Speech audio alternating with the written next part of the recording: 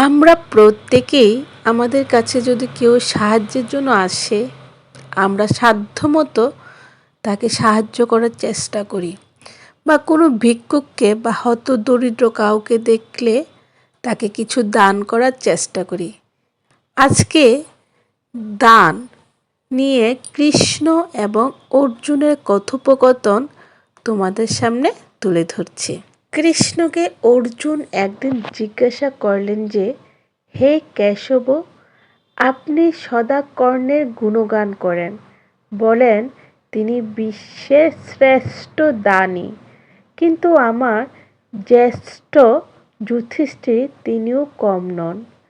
কৃষ্ণ মৃদু হেসে বললেন যে, নিশ্চয়ই যুধিষ্ঠির একজন দানী, কিন্তু কর্ণের উপরে নন। অর্জুন হাত জোড় করে বললেন, হে মাধব, এইখানে আমি আপনার সাথে একমত নই।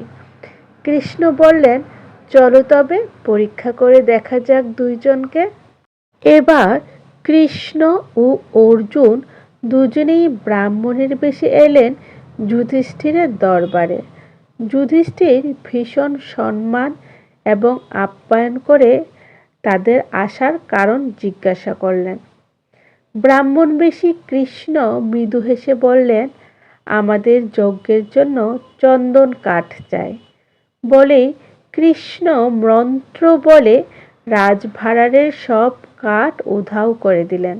যুধিষ্ঠির নিজের রাজভাঁড়ারে গিয়ে কোনো কাঠ না দেখতে পেয়ে তিনি অত্যন্ত কুণ্ঠিত হয়ে বললেন, ক্ষমা করুন ব্রাহ্মণ, আমি আপনাদের কাঠ দিতে পারবো না। আমার ভাঁড়ারে কাঠ নেই, তবে আমি আপনাদের অর্থ দিচ্ছি, আপনারা কাঠ খরিদ করে নিতে পারবেন।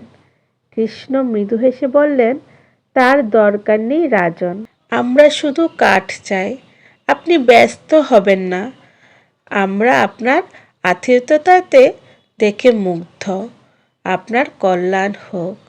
তারপরে দুজনে গেলেন কর্ণের দরবারে।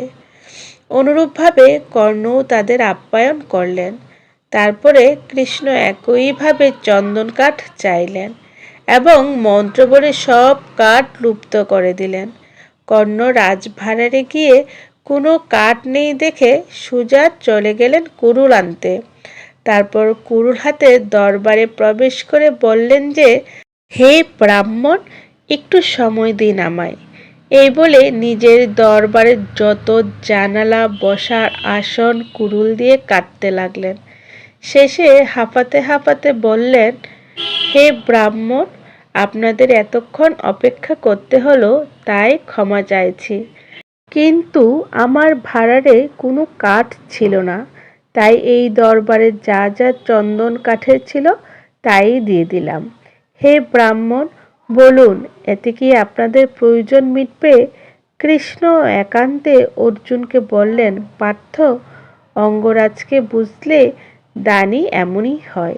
যখন তোমার কাছে কেউ চাইবে, তখন উপরি যা আছে তা থেকে না দিয়ে যদি নিজের প্রয়োজন থেকে দিতে পারো, সেটাই দান। মহারাজ যুধিষ্ঠিরের দরবারে আসবাবপত্র কিন্তু চন্দন কাঠেরই ছিল। কই, সেটা তো নষ্টের কথা তার মাথায় এলো না। দান এমন করুন যাতে আপনার বৈভব না প্রকাশ পায়।